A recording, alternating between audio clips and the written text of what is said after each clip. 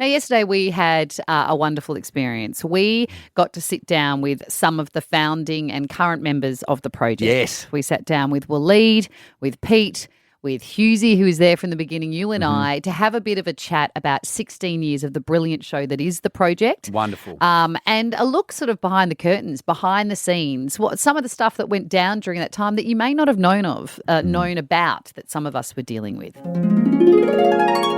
Thank you so much for being here. I thought it was a nice chance for us to look back at 16 years of an incredible program that is the project. I don't know where to start. Maybe we start with day one of what it was like. Yeah. Do you remember that day clearly, or has it been erased from your memory? I remember it quite clearly. So it was, 2009. We were coming off the back of MasterChef's first, massive hit. MasterChef was a ratings juggernaut in 2009. It came from nowhere and just blew up.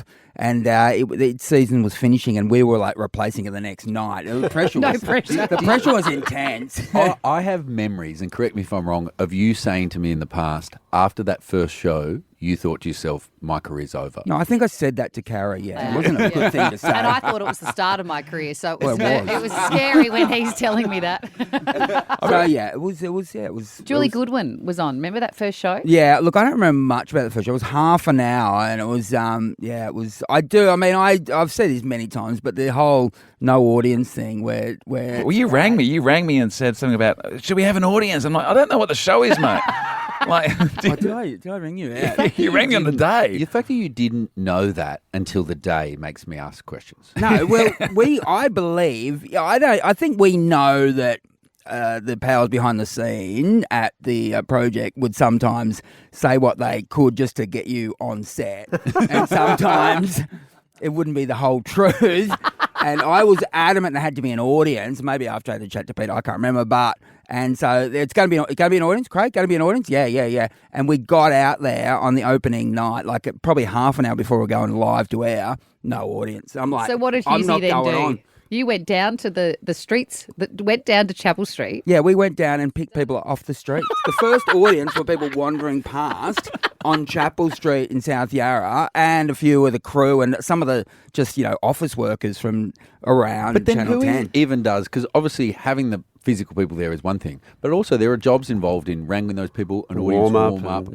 What happens? Do you just herd them into the room? Well, that day we did, or I did. We were backstage. I don't even ranting. remember. I don't actually remember. That was honestly a single thing about that show. The early project was the most intense moments of my life. Did you say you were ranting? You ranted for a good. I ranted. 5 years, I think. I ranted to some producers. I'm not proud of. It's so hard to imagine this. I know, but we made it was. It was so stressful. Oh, I imagine. Yeah. Were you on stressful. on your Red seriously. Bull? Were you on your Red Bull? Yeah, I was and lollies. One day remember- we put on the desk how much Red Bull and lollies he was consuming in a day, and a doctor literally said he should be dead. Well, I remember the first time I started doing warm up. You were audience warm up on the show. You were doing breakfast radio. You did audience warm-up. Yeah. That's how long the project's been going for. That's all you need to know. That Tommy Little was doing warm-up for the project. Was this while you were still doing Studio A or whatever it was on Channel 31? And the Metro Whip. Yeah. Oh, the Metro Whip. And then I went on. Then the Metro Whip was a step up a couple of years later. Do you know what Tommy told us the other day? He told us that on air that when the Metro Whip, we'd ask for someone in each city, a comedian, to just go to an event that was happening, and if there was already somebody doing something in Melbourne, his city, he'd find which city didn't have someone there to cover the event. He'd fly himself there, then pretend he was already there. He'd pay for it and say, I'm available in Queens Brizzy if you want to cross to me. And then we'd cross to him, not knowing that he paid to be on the show. I'd tell my manager, because I'd say any of the spots free, and she'd go, we're in Brisbane, and I'd say, I'm in Brisbane, and she'd go, are you really going to? And I'm like, yep. This is impressive hustle. I didn't know you were doing all that. And then I'd fly there and do stand-up gigs there. But the funniest thing about that is that for the Metro Whip, this is one of the most ridiculous pieces of television that's ever been broadcast, where you spend ages planning some elaborate comedy piece about what's going on in the city, and by the time we crossed you, it's, Tommy, you have 3.5 seconds. Bro, one time they didn't get to me, and I'd flown into state to do it. So the first show for us, it was a ratings juggernaut, and then things went south pretty quickly, only to build back up over time, and it was an incredibly stressful time. Now's the time for honesty. You guys weren't on it. Did you watch it? And what did you think? And did you think the show had a future? I definitely watched it. There's a lot happening. There's like a lot crammed into it, like not a lot of, because it's half an hour, wasn't it? Yeah. Yeah. I do a news read, they do a joke. I do a news read, they do a joke. On speed. That's Like we're all on Yes, speed. it's on speed. And in our ear, we had directors on just yelling at us. Yeah. Move on. Yeah. Stop speaking. Yeah. Enough. Did you We've get got to go stopped? to a break. Did you get stop speaking? Yeah, oh God, yeah. Absolutely. A lot of stop speaking. Yeah. What were you going to say? I was going to say, first of all, where's Ruby Rose and James Matheson? Because they were part of the initial. Were they on the first episode or? Well, I honestly Because don't they- remember. Ruby Rose and James Matheson were the main part of the publicity. Like, Yes. of the photos of the show when it started. We were there, but it was mainly those two, and they were literally hardly on the show. Do you remember when we did our publicity shot for the first ever project shot? I think James or Ruby, one of them, had to be photoshopped in, and this was before like AI where we could all just be photoshopped in. It was all of us except for one, remember? Yeah. And they had to photoshop the person in. Yeah. Was it James or Ruby? What, if you could do that, why couldn't they fix Hughes' clawy hand in one of the early promos? No, What was your core hand? No, I don't know. I've got a webbed hand, basically. It's not webbed, but it's, I don't know. It's I did. Some of those photos are so embarrassing to look at. Like For you? Oh my God. But my suits were not fitting. They just did not fit, and it was just not. I Between had your jeans suit. that were underneath my vagina, like underneath. They were that I low. remember that one. Yeah. You remember that one, do you? No, I know the photos you're talking about. I do. Your hair phases, Carrie. Oh, You've I gone know. through some of the biggest hair I've ever seen. I know. There was one stage where you looked like you had a Lego helmet. To be fair, honestly, I never had any idea about hair, makeup, or I was going to say costumes or wardrobe. No idea. So I was very trusting. And the girls were amazing. Like, to be fair, some of those makeup and wardrobe girls have literally seen me at the lowest points in my entire life, but they've also become great lifelong friends. But I was very trusting, and they'll tell you the turning point where I started to become more assertive because I'd read the feedback and I'd be like, guys, I know you think it looks good, but the people don't. They're telling me I look ridiculous. But it actually was so confronting. I mean, I was pregnant twice on that show, and to sit there and have to just grow on TV in front of people and have everybody like tell you their thoughts. The number of people that say to me in real life either, oh my God, you look so different in real life. And sometimes they would say, you look better in real life. And I'd think, what does that mean I look like on TV? Or they'd say the reverse. And I'd be like, that is so highly offensive. Yeah. But either I've way. never known which is the better option. In that I don't situation. know, but I either think you way, wanna I look don't better- want your thoughts. I think you want to look better on TV, honestly. Really? No, you And wanna look I better in generally real get the life. opposite. You I wanna know. look better I in get real the opposite. life, surely. Yeah, but on TV, there's like, up to, a lot of people watching you. So that's... I guess it depends how much you think being on TV Matters. is you. Yeah. Right? How much is... Well, I remember when I went brunette. Oh, yeah, I remember that. Behind the scenes, that was a tricky. Do you want to take us through all the meetings? And Wasn't your hair a paid sponsorship, a separate sponsorship? Weren't you getting paid by I Decore? got paid. By Decore or someone? Who was Garnier. it? shampoo brand. Perts I two in you one. were paid by, it was a Garnier. But nothing to do with project. That was I know, that was personal, I know. Except that it was The right. project wanted some cut out of it, I reckon. Except it was right because you ended up having to have high-level meetings about the colour of your hair. I remember you telling because me it didn't about match this. the promo shots. Now I'd tell everybody to go stick it up their ass, but back then it was very stressful. Yeah. Well, for years I used to wear. They had me in a tie, like a pattern tie with a checkered shirt underneath, Yeah. and people would always say to me, "But that doesn't go together on the street." And I say to them, I said, the people who dress me dress Carrie Bickmore, so you can take it up with them. She's one of the most stylish people in the country. And then I was just waiting for this to come into fashion, Yeah. and then after a while I said, I don't think this is coming into fashion, guys. I haven't seen anyone else doing it. Can we change? What you didn't realise is it was part of their plan to make Carrie look really great. No, I remember once wearing my hair up in or off my head, and I was told quite clearly by the powers to be at be, the powers that be, that I had far too big a forehead to ever wear my hair off my face. And to this day, I get self-conscious wearing my hair in a ponytail. Who delivers that message? I don't reckon we get into the who's who finger pointing. But I mean, sorry. Sorry, is that? Do they say it's come from? No, someone the else? poor makeup girls have to tell me my forehead's too big, but I don't think it was their choice that I had too big a forehead. I do have a big forehead. I've never considered your forehead to be Yeah, They I'd should never- use it for sponsorship. No, I always thought you had a perfectly that regulation thought has forehead. never crossed my mind. I've got a lot of other things I can take. How was it for you being the first ever Muslim on primetime TV?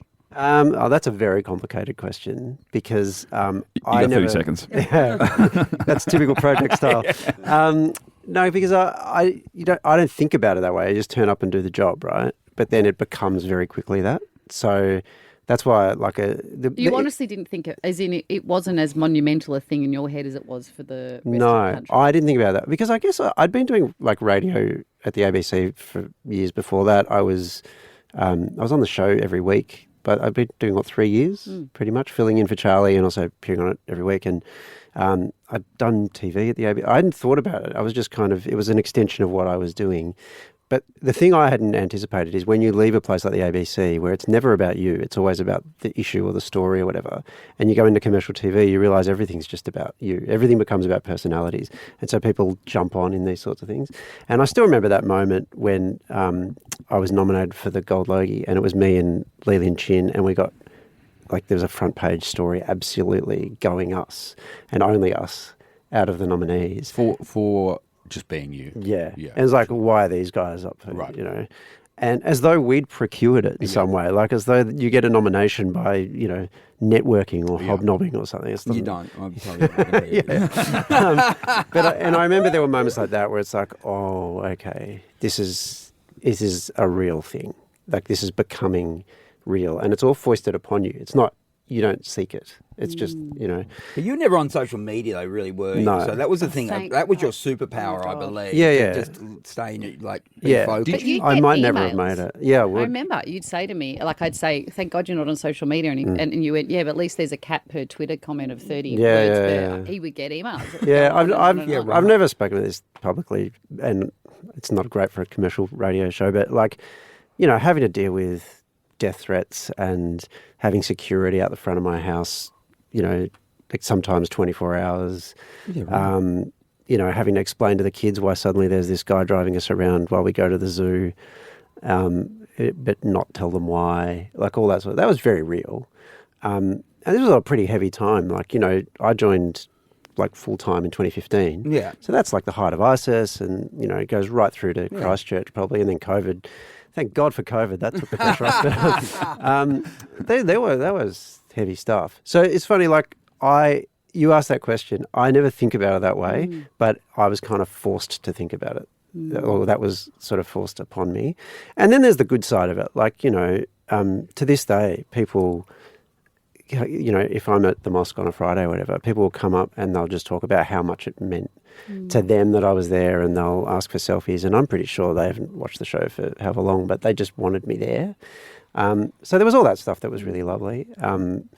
But yeah, I have a complicated relationship with that question. Sorry to bring the mood down, but I don't know how else It's to answer. interesting. I didn't realise it was security, honestly. I mean, no, that would it's- have been full on. Well, It's is that pretty the cool. reason I noticed just one night when I was walking in my car, as we do after the show every night, Yeah. that a security guard came with me and I said, "What are you doing?" And he goes, Yeah. "Oh, we need to do this now." But I never got told why. I think that might have been why. Yeah. Yeah. Well, you two, Pete, you're on longer than me, and Tommy, you probably did about as much as me on that show. No, But he did 10 years. I didn't yeah, realise. yeah, on and off I'm talking about. Yeah, absolutely. So probably about as many episodes. Yeah, you're never as the me. full time guy, get it?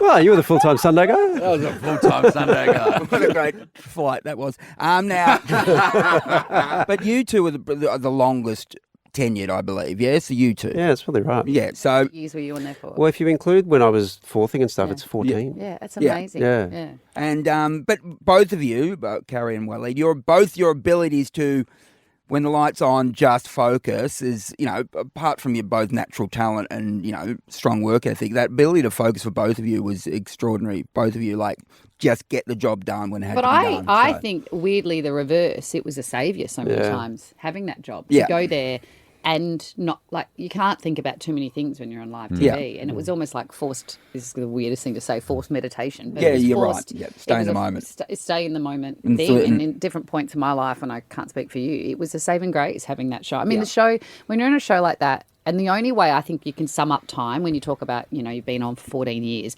it's hard to work out what that means. And my biggest comparison is my children. I think about the age I started and how old they were and the age we finished. Yeah. And I think about the number of times over that period I would go to work and just breathe out for a couple of hours and it was just anyway. But we will talk more about you because I know you've got to go catch a flight in a minute. But I just wanted to talk to you about some of your highlights, and in particular a moment that I think I will never forget, but I also think it shows your capacity, but also some of the stuff people don't realise about how savvy you are as a producer and as a broadcaster was the moment around the St Kilda schoolgirl. Oh, right. And what happened that day. This all triggered Charlie, who's still his low light of the whole time of on course, the show. and that's the point. If everyone has different feelings. Yeah. It was a really about complicated it. situation, It was a so I very can complicated. understand that. Can you kind of try and recount what happened and what was going on even in the story at the time? Well, at the time it was I think she was 17 maybe. At the time she'd possibly had a relationship with Ricky Mixon, was it? A manager, a football manager,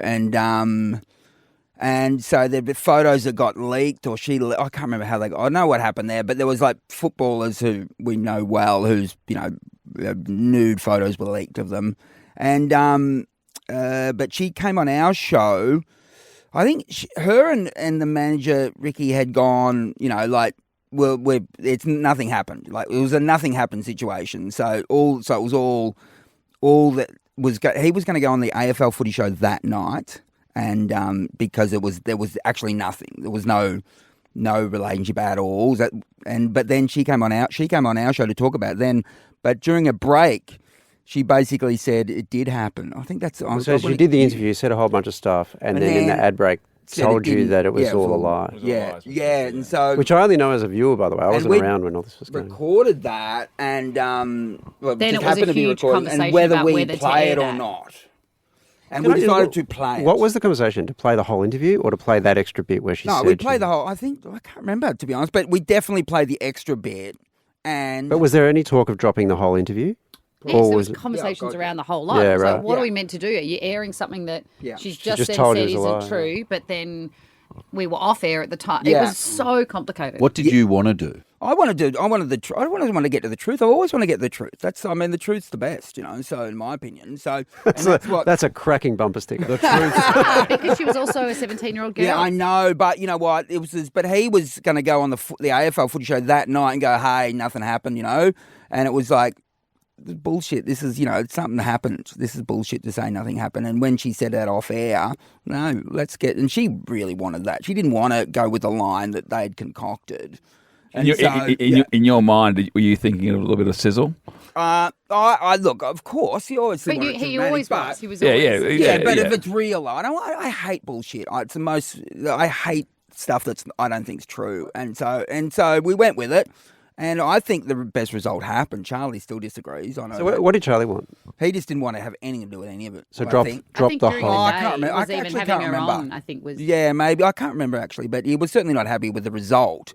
I seem to remember literally the interview ended and then her looking at you and breathing out and going, oh, you could tell that was all bullshit, couldn't you? Yeah, Yes. I think that's what it was. Yeah. Yeah. I've got a shit memory. Oh, Honestly, so I don't remember. Yeah, Honestly, that's- watching the Like you project this didn't, week, no one even, I don't remember I don't half the remember, things that happened. I don't remember anyone, there was no further questions. Yeah. She just ended and went, Yeah, you're right. Yeah, it was like they were in the ad break. And that's Yeah, why- and it was she prompted. We didn't. That was her. No, Story. she just said it. Yeah, And I so- remember seeing it and going, I don't even know if I believe her now saying I was lying. It wasn't one of those things to me as a viewer anyway, where it was like, oh, she said that and now we know it was all a lie. It was like, I don't know what's true here anymore. This is Well, just... he was about to go on the Footy Show and tell that version, their version that I believe they'd concocted together. But so when she did that, I'm like, and so I still think it was the right thing to do.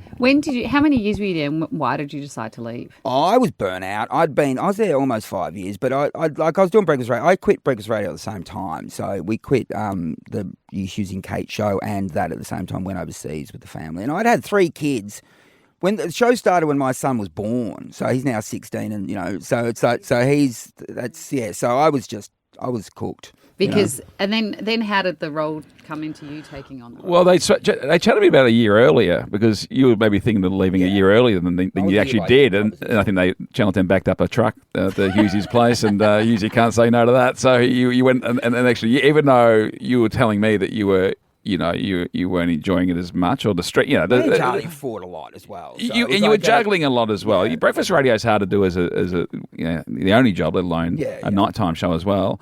And I remember going out to Sydney for dinner with you to discuss the idea of me taking over from you, because you were, I think, leaving at this point, and you tried to convince me not to take the job. Wow. I was tired, and it was like, but also, me and Charlie fought. Carrie, me and Charlie fought a lot. We had screaming matches. I've got to admit, it was crazy. This combo here was far calmer. It was far. I don't think we really ever thought about anything. Do you know what I remember? Do you know what I remember most about that time was when I first started coming in doing the show, and I'd fill in for Charlie every now and again. How much Hughesy seemed to love me. And I'm like, what's going on here? There was an ego battle between me and Charlie. There's no doubt about it. And my ego, his ego, so big egos. Both thought we were right most of the time. And look, the meetings were hard. Those meetings. Oh, Charlie would just pause before he spoke, and then you'd have to wait. So like, God, just say it, mate. You're not Winston Churchill. Just say something. We're doing a TV show. There's nothing wrong with thinking. Nothing wrong. Some of the funniest things that man's ever said was in those meetings. He was so quick. He's a very funny man. There's no doubt about that. So quick. It was so quick. But yes, you did have a lot. So you were worried about Pete taking the stress of it. I was exhausted, and I didn't know. But look, Pete made it his own and did a stellar job. There's absolutely no doubt about that. Straight away. What made you then decide to ignore Hughesy and do it? Well, I initially said no. Truck? It's a much smaller truck. Much smaller truck. So some cash fell off the truck, and they gave it. They asked me to fill in for a night over summer, and I said no. I might have been up to do it for a week actually, and I said no.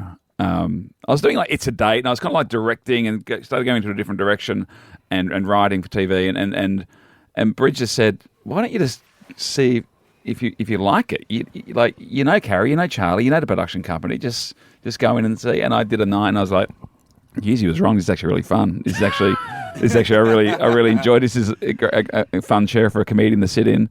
And then the offer came, and I was like, "Yeah, I'm happy to do it." And the first meeting I sat in, I remember just as a filling in, I do remember there was a thing where I just saw an opportunity for a joke. I said, I think it was literally like, let's replay it with Benny Hill music, and Chris Bendel, our EP, just turned to me and said, "Oh, we don't." Everyone just looked at me and we don't really do that. It's not really our style. I was like, "Okay, I'm sorry, but okay." I thought it'd be an easy joke. But it does show you that there wasn't really that kind of style of like segments and the evolution. Which you look at the whole show, show one, and hairstyles and fashion and the way everything evolves. Yeah, so you do need to leave. Is there anything you want to say before you leave? Anything you want to remember? Anything you want to celebrate? Anything? No, I want to celebrate the whole show because it's been extraordinary. It's 16 years, and again, first night I thought we might get cancelled the first night. So to go 16 years, it's incredible, and it will be so missed. And there's nothing else like it on TV. It's going to leave a huge hole. It actually leaves. It's going to leave an opportunity for something else to come in. I know that the Channel 10 have gone with a different direction in that slot. But there's an opportunity for something. I don't know where or what, but definitely. You wanting this truck to come back or what? No. Hughesy, we've got a problem. Hughesy, we've got a solution. New problem. I'm saying well done to all of you. And well done to you, mate. Yeah, brilliant effort. And we'll be remembered. It's an icon, as I said, as a face. Everything now. We might as well just do everything, like just get your iPhone out and just do face to cameras and put it on Instagram. I think that's the future, to be honest. Which I said about this show, it's an icon. It's an icon, and you guys are a massive part of it, and well done to you all. And Waleed, you're still there, mate, and you've bloody been a rock for that show, and, you deserve your bloody Goldloy. I wish I got one, but I didn't. But, Carrie, you deserve yours as well, and you two are bloody Can brilliant. I say something about this? Yeah. You may not even remember, but one of the things I cherish most about that night is that you read out my name. Yeah, right. Yeah, right. And it's just, for me, like, now I'm going to say this now because you're about to go, and I was going to say it later, but I don't think you guys have any idea what it was like for me to come in to a studio surrounded by proper established TV people and Tommy. And The warm-up guy. yeah, there were just those moments where I'm sitting there going, why am I here? How do I get to be here? And you were a massive part of that because you wouldn't even remember. You came on Salam Cafe, a show I did on SBS with a group of mates as a guest once. I still remember that. That was a highlight for us. And so suddenly to be peers, which I actually never felt I was, but just kind of to be in the same room was unbelievable honour. And I still feel that. I feel that now. I feel like why am I here?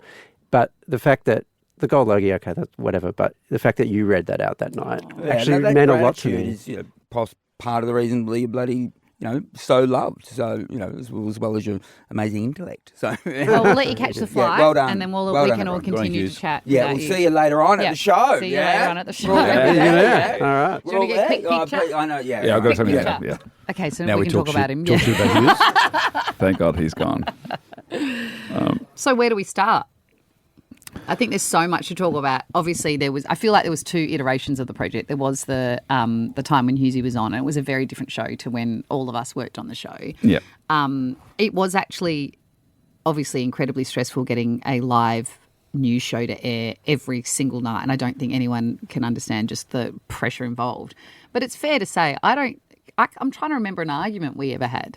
The 3 of us particularly. We just never, it was quite a calm. People often ask what it was like working with you, and I just say, literally, there was no drama. You and I never had drama. We had difference of opinions, but there was never drama. No, the differences of opinion were always respectful. It was always quite incredible. And I think both of you, both on air and off air in those meetings, have an incredible ability to articulate a really nuanced point of view in real time. Where I really need time to think about that and keep things short.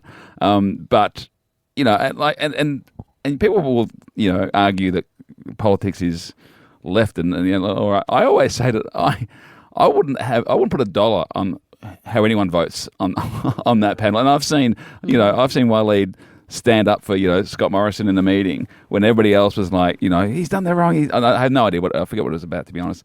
But it's like that would surprise a lot of people. I think some of the conversations we had in that meeting room, I think would surprise a lot of people. And he was always honest when it got to air, but it was always fascinating when a good discussion kicked off in that meeting. It wasn't every day. Good Lord, it wasn't every day. Like there are times that you Mate, though I agree to hate the meeting. There's every chance it might have, but you weren't paying attention. Just looking over your jokes. My jokes that Boston Celtics were playing.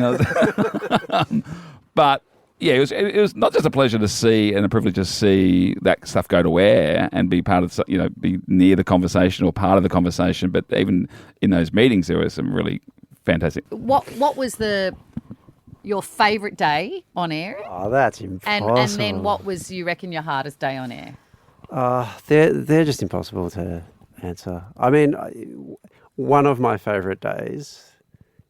My favourite days were always the ones where the plan had to be thrown away. Yeah. Always. Yeah. And so there's one actually that happened relatively recently that I remember just because it was recent, but it was also spectacular. Remember the CrowdStrike outage where all electronic stuff around the world just seemed to disappear like that? That was a Friday. And for some reason I was doing that show, I was filling in, and then everything went down. And so suddenly we had nothing we could play. The auto cue was barely working and it was all stuffed up because when they'd try to type something and then you'd get like half a sentence and then a bit from somewhere else came in the auto cue. It was just a mess. And it was great because it was like, okay, we can just do whatever the hell we want to do now. And I don't even remember what happened that day. Yeah. But I do remember that feeling of no rules. None of the suits at HQ can do anything about it. And we just went. And it was... And it was trusting the people on the desk. Totally. I mean, everybody on that desk is a talent who has the ability to do live TV. Yeah. And it was just like, okay, it was do just you. Yeah. And I don't offer that as the best day at work or anything. I offer that as kind of like a model, like a type all the remember the days other that were time it kind happened of like like that? that. When the thing went down, yeah. Fitzy was there, Yeah. and we couldn't play a single bit of footage of anything, and we couldn't even. There was no audio cue, so I just read the bits of news, and you guys all acted it out. Yes. And I remember just how liberating it was Yeah, because totally. everybody is so quick and funny. Yeah. If you do live TV, that's naturally, you Yeah. have to be Yeah. quick. You can't, So everyone just clicked in, was and it was great. so. Again, it was It's so moments like yeah. that, and that's where you somehow got me doing a Michael Jackson pelvic That's thrust. right. It was a very good pelvic thrust. To the point where I remember hearing about, I think I was doing a gig, so I didn't see it live, but I caught up with what happened on the thing you just spoke about, the outage. And my first thought was like, I wish I was there. Totally. I wish I was doing that show. exactly like what it was. it's because they're the most fun shows. Yeah, yeah. Absolutely. Another show which was a weird night that involves you, Tommy. Like Tommy was hosting one night. Oh my God, And I it was remember that. the night, the day of the Lint siege. Yeah. And I remember like going, wow, 2 comedians feels like too many on the show, but I'm not hosting. Like Tommy's Yeah. hosting. And it was my first night in the First night ever hosting. in the host chair. and you were there, and I remember it was such a heavy show. There's like no jokes in the show, obviously, and we didn't know like it could turn like that in that situation that they were still hostage. We get to the end of the show, and we're sharing a dressing room, and you're just white, and I say to you, Tommy, has anyone asked you if you're okay to host this show, like in this situation? Obviously, in normal night, absolutely, but look, because this could turn really ugly overnight. And you just went. Nobody's spoken to me about it. I mean, what a night for your first ever show. Well, also it had been a discussion, like because my manager had called me when he asked me to do it, and I said I don't think that's like my skill set, and we chatted about it, and he goes, look, Rove's done it, and it doesn't have to be. We want a bit of brevity. I think it's actually a great fit for you, and so it was an actual chat, and I was like, But the idea of you hosting is like. There's nothing. Absolutely, that makes sense. But on that day when when a siege breaks out in Sydney, But also, it was mid-December, right? So at the time when they're asking you, you're probably like, summer show, like it should be fine. You don't know what's going to happen on that day. I remember, I think I said nothing, Carrie. I was so unsupportive as a host. I think I literally in my head before we went to air, I was like, just say nothing, because you'll say the wrong thing, so just say nothing. that's when people like you or me become like Mike Moore, where we just go, interesting situation. Yeah. and I remember after the show, I told myself, I'm like, don't be too proud, because I was booked to do the whole week. And I was like, don't be too proud and think that you have to do this. And I said to myself, because it was going overnight, and I said, if it ends badly, pull the pin. And of course, it was a tragic ending. sad. And so I woke up in the morning and I called my manager, and he didn't even say hello. He answered and he goes, Ray Martin's doing it. Yeah. I text Craig Campbell, AEP, and said, can you check in with? You need to check in with Tommy to see if he's okay about doing tomorrow night's show, because I think if this turns really bad, then it's going to be a lot. Yeah, I mean, the ability, there were so many nights like that because it's live and because news changes all the time. Yeah. Like, you're never going to have the perfect combination of people for any one. No, but this was at least kind of I know, you had slightly some- foreseeable. I know. So it was. But you did a great job of that first night. But I just remember thinking, thank God I'm sitting I did not. next to you. Well, I did. But I also remember there were a lot of shows where I really felt for the comedians because something would happen midday, as in the middle of the day, where it's like, oh, okay, nothing funny can happen tonight. Someone had died, a terrorist attack had happened Fukushima, somewhere, something, something, and I just couldn't. I mean, fine for Carrie and me. I think when you're used to it being on the show, though, you got used to that pretty quickly of going. Like, if you were like somebody who was like, maybe it's your first time in a funny chair, or you're the fourth, and you're a comedian. This is a chance, and it's like, I've got nothing to offer here, because that would be tough. But you learn pretty quickly on that show that there are times when it's not time for jokes. But I think it's also the audience. I think our audience were so switched on to who we were and what we were about that they were okay. And we joke often about the gear change, and you become the master of the gear change on that show because you have to go from serious to funny, back to serious, back to funny, and out in a very quick Did you hear Ross succession. Noble's? Yes, very funny. Unbelievable analogy. Very funny. But I think the audience were okay with that too. I think the audience adjusted to compartmentalising, and we could cover all gamuts of emotion in a 1 hour show. Yes. And the audience could come on that ride. Yeah, They totally. knew that. And I mean, our audience, the two things I think about that show are the people that made that show are some of the most creative, incredible people in this industry. And our audience, I think, are are some of the most wonderful people. I mean, I've spoken about this before, and I don't want to get bogged down. And I wouldn't have sold over 500,000 beanies and raised nearly $25 million for brain cancer research, literally without that audience. They were the most loyal, wonderful group of people that let's not talk about the haters, because there were so many of them, people that hated the show that had never seen an episode of it, right? But then those people that actually genuinely welcomed us into their lounge rooms every night, caught a couple of episodes a week, they got us. They got it. They got us. They were so wonderfully supportive. They got behind whatever thing we were trying to talk about that was happening in our worlds, whatever we were trying to, get people to get behind, books and shows, and they were amazing. And I think it's so unique, and I'll be forever thankful. And for I that. think there's anything that's been like it before or will happen again. Like that, the responsiveness of the audience, how engaged they are, how empathetic they are, how open they are. Do you remember some of the stories we'd air? And we had the privilege of telling some of the most heartbreaking, uplifting, inspiring, incredible, all of it stories on that show, and meeting the people that chose to have their story told on the project. I'll be forever grateful for. And they shared their lives and their heartbreak with us. But we would say, here's a family and here's what's going on in their world. If you could spare $1, and, a lot of people can't spare $1, but if you could spare $1, and then overnight we'd hear from the family that they'd raised, $500,000 to have a treatment somewhere where they couldn't access in Australia. And they literally wouldn't have done it if it wasn't for the people watching. Like, there was that, 100% right. Yeah. Can I just say one thing about the comedy stuff, though? I've sat in my chair and seen so many people go through that comedy seat, sometimes for a week, sometimes for a night, sometimes for years. I want you guys to know, if you don't already, and I suspect you do, but there are not many who can do it. There are not many who can handle the gear changes, who can be comfortable sitting there while something serious is being discussed. Like, I've seen comedians, brilliant comedians, not a criticism of them, but like, who will immediately freeze and go, I don't know who I am if I have to talk about this or ask a question and you two, as representatives of the class, but also people at the top of the class, need to know just how remarkable that is and how incredible it is from where I was sitting to watch. Every now and again, I'd find myself in a situation where I wasn't working. I was just watching what was going on. But I think, and I'm sure people feel the same. The same goes the other way for watching the two of you. Yeah. Like, I've watched both of you in interviews as the person is saying something. I've watched you both go to a note, check that the thing that they've said is the fact that we've got, write a note about a question, wait, move in, come back in for your question, prosecute, and then watching you both do it, I don't think, and again, I don't want to throw shit at anyone, but it wasn't until I worked with other hosts that I realised how different the two of you were, as in how much better, because I just assumed the quickness and ease with which you moved and navigated. I'm like, oh, that's just the job. But then I watched other people come in with their fumbly, clunky hands, and I'm like, oh, nah, they're the best. Dexterity. I didn't realise until about 7 years what the notes were for. I was like, what are these folders for? But it was. You made it look. Yeah. You made it look so easy, and both of you were also so generous to us. Thanks, in our chair and made our Yeah, job. I reckon I feel like I could have a night where I wasn't focused or I wasn't quite there, and it would be okay because I was sitting next to you guys. Which is not. Yeah. I wouldn't say that with necessarily every host that we had. The same was true in reverse. Yeah, of course. I mean, I think I used to get actually quite frustrated. I mean, I never.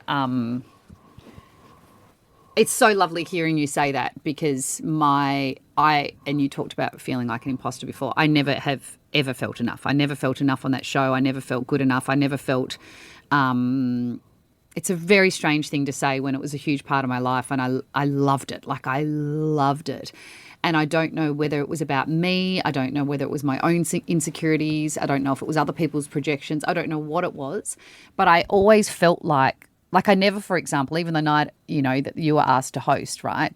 In that case, I could have hosted that show on my own, but I never felt anyone believed I could ever do it on my own, and that I always needed, someone next to me, and I was always fortunate that I had wonderful people next to me, and I always like working in groups of people. I never want to do something on my own, and I believe a show is the sum of all parts. But that was the bit that used to frustrate me, because I don't think people realise, there was so many times that people would say to me, either in my ear or afterwards or on reflection, but why didn't you have something to say about that?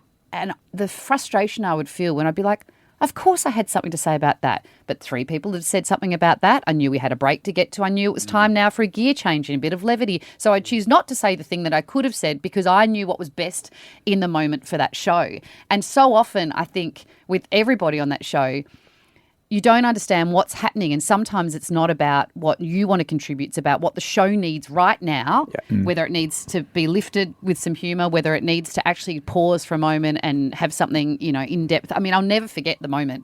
I was literally the words that I'll never forget, but I think was a turning point for me in how I felt about myself, was when the words to me were said, "Why can't you be more like Waleed?" Did someone say that? Yeah, and I'll never forget that. It's going to make me emotional. But the reason I'll never forget that is because I knew what they meant, because you were extraordinary and you arrived into that show and changed the game for commentary everywhere. You were extraordinary. But that wasn't my strength, nor should it have been, nor did I want that, nor did the show need that. But the problem was when something good happens, it's hard to not want everybody to be doing that good thing so we can get more of that goodness and just make it even better because we've struck gold. And it was like, no, Waleed is Waleed. I can only tan myself any more than I already do, which is a lot. There were nights you were darker than me. That is true. But I should never have been you. You should never have been me. We needed to be ourselves, and so often I felt I needed to be somebody else until something finally clicked in my head where I realised I just needed to be me. But I think it's so hard when you're the person on TV trying to do what's right for a show, what's right for you personally, what's right for each of you guys, what you need, and what's right for the audience, without people judging you on every single word or that comes out of your mouth or that doesn't come out of your mouth. There were so many times that it was not about us. I think that Lisa and I had the most fabulous professional relationship, and professional respect. And I think it was a combination of things. It was a combination of there not being enough time through the nature of how contracts work, and contracts wrap up and new contracts begin. We all know how that works, that there wasn't time to catch us all up to speed. And I remember finding out minutes before a press release went out that Lisa was joining our show, which was an enormous thing for the show. It was a wonderful, enormous thing for I the remember show. being rocked by it, and I wasn't you. Yeah, I mean, for you, I knew what was going to happen before it happened, and then it happened, which was what happens all the time in this industry, because of the way sexism works, but also because there are less jobs, and it's changing. But it's hard to have 2 prominent women on one show at the same time.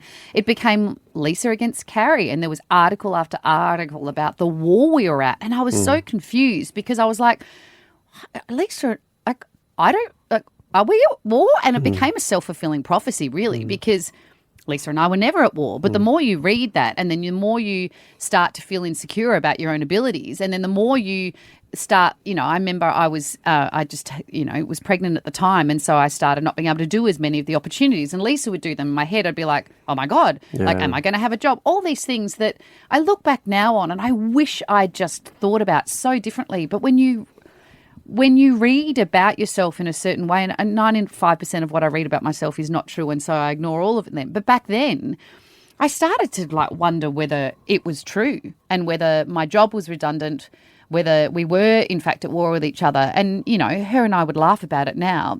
How ridiculous, how ridiculous the whole thing was. But it made doing the job so hard. Yeah. It made it so incredibly hard. Yeah. Did you and her speak about that openly at the time? Because also I know you're friends now, but you didn't have a relationship beforehand, did you? We just had this lovely professional relationship. Yep. We lived in different states. Every time we'd see each other at Logies or an event, she was so supportive of my beanie campaign that I think it was as shocking to us, each of us. And then I think you start to get confused because then I start to think, is the way she sees me different to the way I think she sees me? So we just constantly send each other messages saying, hope you're okay, thinking of you, because it was as crap for her as it was for me. There was no winners in the situation. But I remember, now I feel I do feel embarrassed to say it, but I'll never forget the night, Lisa's first night on the project. I'll never forget it because I just discovered that I'd lost a baby, that I'd had miscarriage. And I sat in front of a doctor saying, you need to have a D&C. You need to go have a D&C. And I remember the words, I can't, because Lisa Wilkinson's making her first appearance on the project tonight. Now, obviously, those words to a doctor are like, what are you talking about? And what relevance does that have to what's happening in your body right now as a woman? But for me, the repercussions of not being on air the first night Lisa was there to welcome her and to make her feel obviously As in welcome. how that's gonna be but viewed, the public talked about. perception that suddenly I can tell you what it would have been. I refused to show up on her. And the repercussions of that felt so much more overwhelming than the idea of waiting. So I sat on air that night knowing that I had a baby that had passed away inside of me as I pretended to be laughing and having a great time, because that was the power of the outside world on what was happening inside, which is so embarrassing. Like, how ridiculous. How, like, honestly, how ridiculous. Like, if you think about it, that's so ridiculous. And I'm mortified that they were the sorts of decisions, but that's the power of that But also, of like, pitching women against each other. Like exactly. That's what it does. Like, I could have not turned up on that show and nobody would have noticed. You could have not been on that show and nobody would have noticed. But, Because that's what the Were narrative you guys was. ever pitted against each No, other? exactly. So, what you're saying is really sad, and it's horrifying that you went through that. I didn't know that. But I just feel now, and I think I hope that it changes. But I think about both Lisa and I all the time, and I think what a shame. Like the power of us combined could have done some awesome shit. We never got the chance because it was always, there's only room for one woman. There's only, I know it's probably redundant, but if you had your time again, would you do it differently and accept the more stories about the war and not going on TV? Oh, yeah. Or, I don't, like, I probably would have made the same decision again. But the me now, I don't know, because the reality is when you're going through something deeply personal like that too, I don't want to have to talk about it at the time. I just want to be able to do what I need to do, get it done, and then go and have the personal time to grieve and process all that's happening. So maybe I would do that again. I don't know. There is a weird thing that happens in doing TV where it can exist in a different part of your brain, right? You can get, because I remember doing this show the day after my father died, and I remember I didn't have to either. It was kind of weird. Like, why would you? No, of course. I mean, that? if I'd said to them what was going on, yeah, they wouldn't. Said, oh my God, it's not that they're forcing no. you. But in a weird way, I got through it because this is not life. This is like a separate thing. But the thing that made me, that I was thinking as you were talking about that, apart from like just the obvious horror of it, is you very quickly, when you're working in any media, I think, succumb to such short-term thinking and consideration where the only thing that matters is how every moment feels so big. And so the only thing that matters is now. And you're thinking of the story that's going to be the next day. What's impossible to think of for some reason is, in 10 years, will this story matter? Of course. yeah. You can't. You can't. And imagine if you could. Like, imagine if you did. You would do a whole lot of stuff differently. But it's got this power over you because it's unlike, and I've done other jobs that are not media jobs, it's got an intensity, an emotional and psychological intensity, which is, I think, why so many people who work in media are so screwed up, because it colonizes your mind, and you can't break free of the shackles of the moment. And so you do things no sane person would say you should do, because actually you're not a sane person in that moment. I know. It's kind of like being in high school. You know how when you leave high school, it's such a distant memory. And none of it matters. But if you try and tell a kid that's in high school, hey, school doesn't matter. And once Of this course. is, you're not going to see any of these people. You're not going to, and trying to convince them that that's Exactly, true is impossible. So we're all just emotionally stunted. And I mean, and obviously that's reflecting on the tough moments. And I think the reason you reflect on them is because so much of the show was pure joy. Yeah. And every night, like, what a gift. Like, I mean, I will, that show will forever probably be the greatest on-air job I've ever done in my entire career ever, outside of this radio show, obviously. But I mean, on TV, it was monumental in my life. It was monumental in yours, like monumental in all of our lives. And I think we'll all forever be grateful for it. But I think everyone can get lost in the gloss of what you see and realise, everyone, even making the show, everyone's just got their lives going on, and some of it was really tricky. There was real highs and real lows. It's designed for that, right? Yeah. And it's never as glamorous as it looks. But you know. Oh, I had some pretty glamorous moments. How did you? Yeah, I went to Hong Kong to hang out with The Rock. Did you? Yeah, I went to LA. Is that when he called you the Is that when The Rock called you the Pebble? The Rock and the Pebble? Yeah. Nah. But yeah, we are forever grateful. We're grateful for the team that make it and made it every night and gave us the opportunity. You know, I just. Yeah, it's going to be really missed. And I think about all of you on there now. Like, how's everybody feeling? It's a huge, like, the last few weeks have been the most amazing shows because you've been recapping things, but also doing it all while dealing with the sadness that it's ending must have been so hard. Yeah, it's actually it's weird because it's probably masked how hard this will all be because you're still doing the show. So there's an element of one foot in front of the other as you walk towards the edge of a cliff, and that's a very strange feeling. The hardest moments are definitely in at the office, but they're not on air. So those shows have been. I mean, once you we're and on air, Sarah we're and just George, having fun, been, right? Yeah. And also they can't stop us doing things now. So we're just like Sam wants to wear a ridiculous shirt, no one's going to stop him, right? And whether it works or not is immaterial all of a sudden.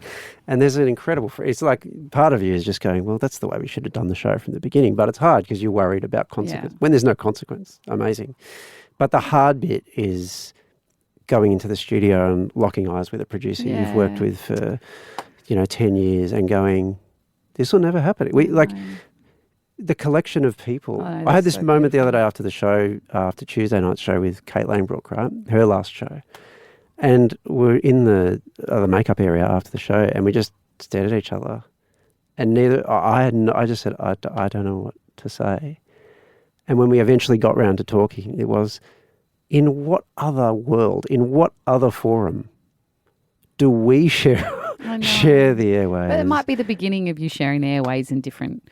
Like, I thought that when I spoke to you the other, and we do have to wrap up now, but when I spoke to you the other day when, I'd heard it was over, I mean, I can only think of less than a handful of times I've ever seen you cry or heard you cry, and you were really, really upset. And I hope, I know it's been a week of fun shows and everything, but I hope you have the support you need post Friday night, because the come down of being on something that magical, I just think it'll be really hard. And I think it's only the beginning of the incredible stuff you're going to do. Like, it's all very well for us to say, oh, mate, you're going to be absolutely fine because you are going to. But I understand for you, it's just a huge thing. And I just hope you take a moment, and the rest of the team and Sarah and everybody, to realise how amazing a job you guys have done. It's been made easier by the fact that I know that come August I'll be replacing Tommy on this show. That's helped. Carrie and Waleed. Everything you say is right, and I will reflect on all that. Yeah. But when you hear footballers retire and they go, what are you going to miss? And they always say the people. Yeah. And I'm like, shut up, it's the premierships. That's what it's playing at the MCG. And now I go, oh, they're right. And I went through that when you guys left. Like, that was all quite sudden to me. Yeah. I knew about you leaving a bit longer than Pete. And I'm like, oh my God. And I had to go through a grieving process of But all I that. hope And we it'll are be the proof same that thing. life does go on, and there'll never be anything like it. We'll never get to do what we did as a combo, all of us again, but we are very grateful for it, and I'm very thankful for your friendships as well. Lifelong friendships, And mate. thanks for having me. Likewise. Yeah. Thanks for having us.